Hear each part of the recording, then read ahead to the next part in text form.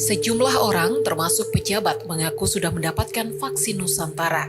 Bahkan, dikabarkan Turki siap memesan vaksin Nusantara sebanyak 5,2 juta dosis.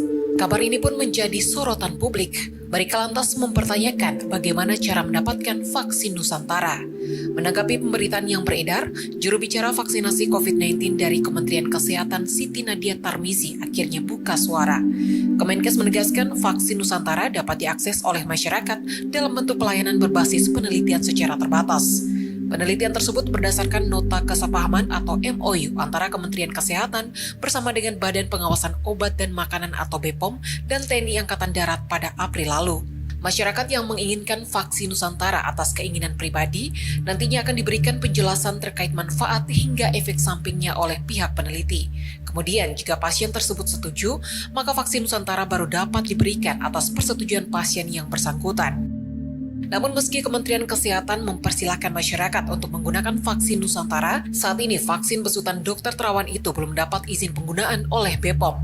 Pasalnya, vaksin Nusantara belum melengkapi sejumlah persyaratan yang diminta seperti uji klinis tahap 3. Lantas, apa saja persyaratan yang belum lengkap tersebut?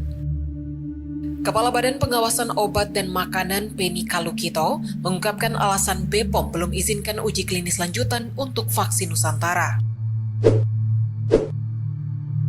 Pertama, 20 dari 28 subjek penelitian vaksin Nusantara mengalami kejadian tidak diinginkan. Kejadian tidak diinginkan yang dimaksud yakni nyeri lokal, nyeri otot, nyeri sendi, dan nyeri kepala. Kemudian penebalan, kemerahan, gatal, lemas, mual, demam, batuk, dan pilek. Selain itu, terdapat kejadian yang tidak diinginkan grade 3 pada 6 subjek dengan rincian, yaitu 1 subjek mengalami hipernatremi, 2 subjek mengalami peningkatan blood urea nitrogen atau BUN, dan 3 subjek mengalami peningkatan kolesterol. Kedua, persetujuan lolos kaji etik tidak dilakukan oleh Komite Etik Tempat Penelitian Vaksin Nusantara. Penny menjelaskan kaji etik merupakan hal yang kritikal, karena tugas utama kode etik adalah mengawasi hak dan keamanan subjek penelitian. Tak hanya itu, Penny menyebut pihaknya menemukan data keamanan uji klinis fase 1 vaksin Nusantara dihilangkan peneliti. Ia menuding terdapat data-data keamanan yang diganti oleh peneliti dengan menghilangkan data yang lama, sehingga tidak dapat ditelusuri keaslian data dan tidak dapat diketahui penyebab perubahan data tersebut. Penny melanjutkan, terdapat inkonsistensi pencatatan data pada dokumen sumber, worksheet, dan case report form terhadap kejadian tidak diinginkan yang dialami oleh subjek penelitian vaksin Nusantara. Ini menyebabkan tidak dapat diketahui data yang benar. BPOM juga menemukan subjek yang seharusnya tidak dapat direkrut karena tak masuk dalam kriteria inklusi atau sudah memiliki antibodi, tetapi diikutkan dalam penelitian vaksin Nusantara. Hal ini tidak sesuai dengan protokol penelitian dan menyebabkan hasil tidak valid. Ketiga, Penny mengatakan pembuatan produk vaksin yang menggunakan campuran sel dendritik itu tidak steril. Penny menjelaskan laporan yang diterimanya, pembuatan vaksin Nusantara menggunakan closed system. Tetapi pada kenyataannya, proses pembuatan vaksin Nusantara dilakukan secara manual dan open system. Selain itu, produk antigen SARS-CoV-2 yang digunakan sebagai bahan utama pembuatan vaksin Nusantara bukan pharmaceutical grade dan dinyatakan oleh produsen tidak dijamin sterilitasnya. Bahkan, antigen tersebut hanya digunakan untuk riset di laboratorium, bukan untuk diberikan kepada manusia. Penny melanjutkan, produk akhir dari vaksin Nusantara tidak dilakukan pengujian kualitas sel dendritik. Peneliti hanya menghitung jumlah selnya saja. Sementara itu, penghitungan sel juga tidak konsisten karena ada 9 dari 28 sediaan yang tidak diukur. Kemudian, dari 19 yang diukur terdapat 3 sediaan yang di luar standar tetapi tetap dimasukkan.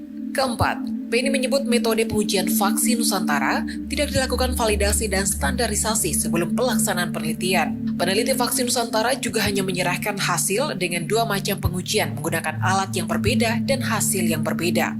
Hal tersebut, kata Penny, tidak diperbolehkan karena akan timbul subjektivitas peneliti dengan memilih hasil yang dianggap lebih baik memberikan nilai. Berdasarkan hal tersebut, BPOM kemudian menyatakan bahwa hasil uji klinis tidak dapat diterima validitasnya. Untuk diketahui, vaksin Nusantara merupakan vaksin COVID-19 pertama di dunia yang menggunakan pendekatan sel dendritik. Metode pelaksanaan vaksinasi yakni dengan mengambil darah dari tubuh seorang subjek atau pasien. Kemudian darah dibawa ke laboratorium untuk dipisahkan antara sel darah putih dan sel dendritik atau sel pertahanan bagian dari sel darah putih. Sel dendritik ini akan dipertemukan dengan rekombinan antigen di laboratorium sehingga memiliki kemampuan untuk mengenali virus penyebab COVID-19 SARS-CoV-2. Setelah sel berhasil dikenalkan dengan virus corona, maka sel dendritik akan kembali diambil untuk disuntikan ke dalam tubuh subjek atau pasien yang sama dalam bentuk vaksin. Kemana lagi kita bertanya kalau bukan ke negara kita, petugas pejabatnya gitu loh. Kan ini memang mereka yang ngawasi itu. Ibu yang memaparkan, saya bertanya berdasarkan paparan ini. Bukan paparan negara lain, bukan paparan kementerian lain. Nah, kalau ibu nggak bisa jawab, ini andai kata ini jadi obat demam, nggak sembuh demam kawan-kawan tuh gara-gara nggak ada jawaban ini. Sangat penting. Jadi saya juga khawatir, jangan-jangan banyak vaksin yang sudah lebih dari 6 jam, lebih dari 2 jam, masih tetap disuntikkan. Datanya bisa didapatkan. Namanya kita di sini ini nggak ngerti, rakyat ini nggak paham sedetail itu. Kita lah yang mengawasi. Nah ini tugas DPR, makanya Ya, ada Pak, rapat. nanti kami siapkan datanya dan saya kira Kementerian Kesehatan juga harusnya ada data tersebut. Jadi mohon maaf Kan Ketua. karena itu kan terkait dengan prasarana pelayanan, Pak. Jadi semuanya jangan disalahkan pada Badan POM. Kami di dalam pemerintahan tentunya ada struktur-struktur dengan tugas dan fungsinya masing-masing. Jadi jangan semua disalahkan ke Badan POM. Bukannya terbalik. Sebelum dipakai mestinya bawa ke lab, pastikan nggak ada masalah baru dibagi. Sudah, Pak. Sudah, Pak. Jadi ini saya baru akan menjelaskan bahwa peran dari Badan POM dalam melakukan pengawasan di jalur distribusi.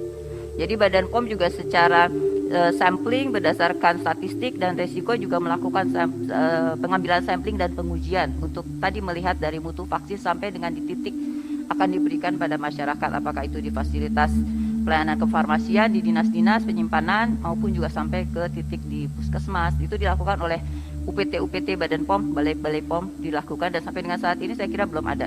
Nanti Direktur Pengawasan itu ya, kalau ingin data lebih detail lagi, tapi sampai sejauh ini belum ditemukan data vaksin yang memang tidak memenuhi aspek mutu.